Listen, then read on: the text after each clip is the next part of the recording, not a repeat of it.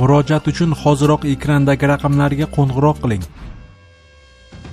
Polsha Belarus bilan chegarasini butunlay yopdi. Polsha Rossiya va Belarus o'tkazayotgan G'arb 2025 qo'shma harbiy mashg'ulotlari sababli Belarus bilan chegarasini to'liq yopdi. Bu haqda Polsha bosh vaziri Donald Tusk hukumat yig'ilishida ma'lum qildi. Uning aytishicha, mashg'ulotlar harbiy nuqtai nazardan juda agressiv ko'rinadi. Shu sababli xavfsizlik chorasi sifatida nafaqat avtomobil, balki temir yo'l o'tish joylari ham to'laqonli yopilgan. Mashg'ulotlar 12-16 sentyabr kunlari o'tkaziladi. Ularda Rossiya hamda Belarusdan 13 mingdan ortiq harbiy qatnashadi. Rasmiylar ta'kidlaganidek, ular ittifoq davlatini himoya qilish bo'yicha manyovrlarni sinovdan o'tkazadi. Mashg'ulotlarni kuzatish uchun NATOga a'zo 9 davlatdan akkreditatsiya olgan harbiy attashelarga ruxsat beriladi. Belarus mudofaa vaziri Viktor Xrenin ularning hech kimga qarshi qaratilmaganini ta'kidlagan. Ukraina 22 avgust kuni Minskni ogohlantirib, mashg'ulotlar paytida chegaraga yaqinlashmaslik, mudofaa kuchlarini provokatsiya qilmaslikni maslahat bergan. Shu maqsadda Belarus g'arbiy chegaradan qo'shinlarni vaqtincha olib ketgan. Aleksandr Lukashenko bu orqali Minsk suvak yo'lagini to'sishga urinmoqda degan ayblovlardan qochishga intilayotganini aytdi. Belarus Tramp so'rovi bilan 50 dan ortiq siyosiy mahbusni ozod qildi. Belarus AQSh prezidenti Donald Trampning so'rovi bilan 52 nafar mahbusni afv qildi va ularni Litvaga yubordi. Bu haqda CNN xabar berdi. AQSh ma'muriyati buning evaziga Belarus davlat aviakompaniyasi Bel Aviaga qarshi sanksiyalarni qisman yengillashtirishni ma'lum qilgan. Ta'kidlanishicha, mamlakat prezidenti Aleksandr Lukashenko Tramp topshirig'i bilan Minskka kelgan va AQSh rasmiylari bilan uchrashgan. Uchrashuvda siyosiy mahbuslar ozod qilinishi va mintaqaviy xavfsizlik masalalari, jumladan Belarusdan NATO davlatlariga amalga oshirilayotgan noqonuniy migratsiya muammosi muhokama qilingan. Washington rasmiylari mahbuslarning ozod etilishini olqishlab shunday munosabat bildirgan. Belarusda qolayotgan 1300 ga yaqin siyosiy mahbusni ozod qilish ustida ishlashni davom ettiramiz. Ma'lum qilinishicha, ozod qilinganlar orasida 14 xil millat vakillari, litvalik, latviyalik, polshalik, nemis, fransuz va britaniyaliklar bor.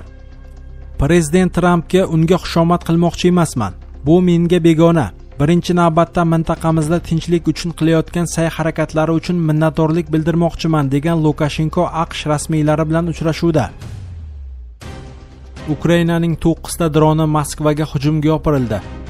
12 sentyabr jumaga o'tar kechasi Ukrainaning 9 ta droni Moskvaga yaqinlashayotganda urib tushirildi. Bu haqda poytaxt meri Sergey Sobyanin xabar berdi. Rossiyaning boshqa hududlari ham o'qqa tutildi. Ukrainaning Osent kanallari Smolensk viloyatidagi neftni qayta ishlash zavodiga hujum qilgani haqida xabar berdi. Sobyanin tunda bir necha marta Moskva yaqinida uchuvsiz uchoqlar guruhining yo'q qilingani haqida xabar bergan. Uning so'zlariga ko'ra, bo'laklar qulagan joyda favqulodda xizmatlar ishlamoqda. Poytaxt meri hech qanday vayronagarchilik va qurbonlar haqida xabar bermadi. Moskva yaqinidagi Kaluga aeroportida dron hujumi tufayli reyslarni qabul qilish va jo'natish bo'yicha vaqtinchalik cheklovlar joriy etildi, dedi Federal havo transporti agentligi vakili Artyom Karyanko. Polsha Belarus va Rossiya bilan chegarasiga 40 ming harbiy joylashtirmoqda. Polsha 10 sentyabr kuni mamlakat hududiga dronlar bostirib kirgandan keyin keskinlashgan vaziyat fonida Belarus va Rossiya bilan chegarada taxminan 40 ming harbiyni joylashtirmoqda.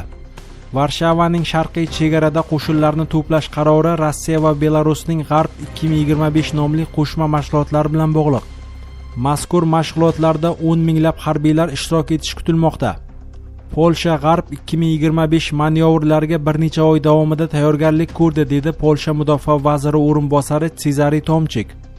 Uning aytishicha, Polsha armiyasi 30 mingdan ortiq askar hamda NATO harbiylari ishtirokida munosib javob berish uchun mashg'ulotlar o'tkazgan. Yodda tuting, G'arb 2025 strategik mashg'ulotlardir, deb ta'kidladi Tomchik. Mudofaa vaziri boshqa siyosiy yetakchilar singari ushbu mashg'ulotlar Rossiyaning NATO va Yevropa ittifoqi davlatlariga qarshi agressiyasidan darak berish mumkinligidan xavotir bildirdi.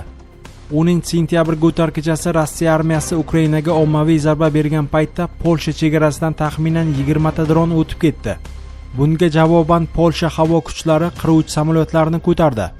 Bu urush boshlangandan beri ilk bor Rossiya dronlari NATO hududida urib tushirilgan holat bo'ldi.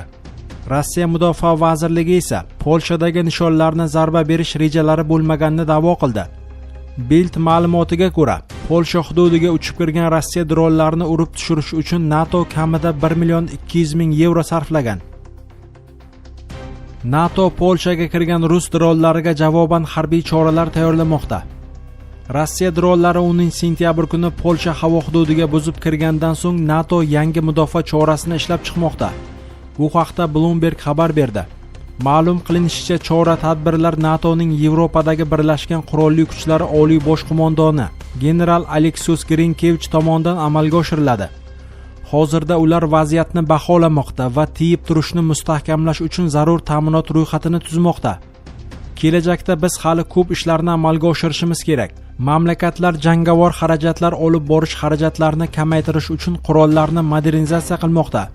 Biz bu borada alyansning barcha davlatlari bilan hamkorlikni davom ettiramiz, dedi Grinkevich. Uning so'zlariga ko'ra, NATO o'z xulosalarini chiqaradi va bunday cheklangan hujumlarga qarshi kurashish uchun nima qilish kerakligini baholaydi. 10 sentyabr kuni NATO bosh kotibi Mark Rutte va a'zo davlatlar rahbarlari Rossiyaning xatti-harakatlarini qoralaganda. AQSh Kirkning qotilini ushlashda yordam berganlar uchun mukofot puli e'lon qildi. AQSh Federal tergov byurosi konservativ faol Charlie Kirkning o'ldirilishida gumonlanuvchining suratlari, shuningdek uning otishma sodir bo'lgan joydan qochib ketgani aks etgan videoni e'lon qildi.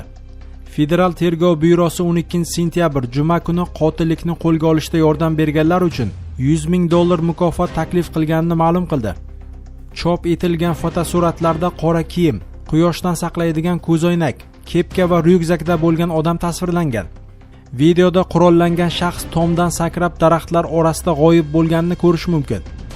Federal tergov byurosining Yuta shtatidagi maxsus agenti Robert Bolsning ma'lum qilishicha, tergovchilar qotillikda ishlatilgan qurol miltiqni topgan.